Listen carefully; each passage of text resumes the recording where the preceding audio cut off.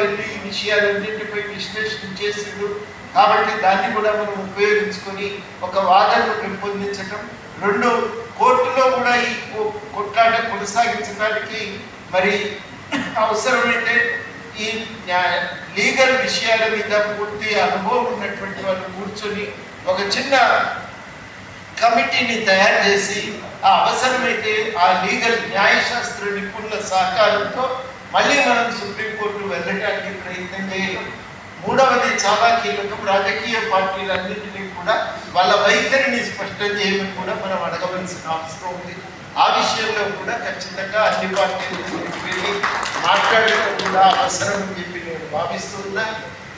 ఈ మూడింటితో పాటుగా మనం విస్తృతంగా మన డిమాండ్లను ప్రజల్లోకి తీసుకెళ్ళడానికి మనం కోరుకోవాలి. ఈ 4 కార్యక్రమాలను అధ్యక్షులు చేయిస్తే ఉపయోగం. మీరు ఇంతకాలము అనేక రూపాల్లో ప్రజలకు అండగా నిలుస్తూ వాళ్లకు ఒక ఆధ్యాత్మిక చింతన అందించడానికి లోతుగా పనిచేస్తున్నారు.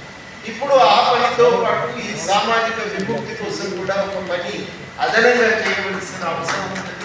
దాన్ని మీరు స్వీకరించగలిగితే, ఎందుకంటే మీకు ఒక వేరే వాళ్ళకి లేని సౌకర్యం ఏంటంటే విషయాన్ని లోతుగా గంటసేపు అయినా చెప్పగలిగే కెపాసిటీ మీ అందరికీ ఉంది.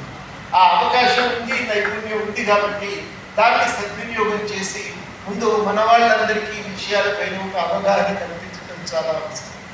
ఇందులో ఎక్కడ ఏ స్థాయిలో మా నుంచి కాగల సహాయం ఏదన్నా ఉంటే తప్పకుండా ఆ సహాయం మీకు అందుతుందని కూడా ఈ సందర్భంగా హామీ ఇస్తున్నాను.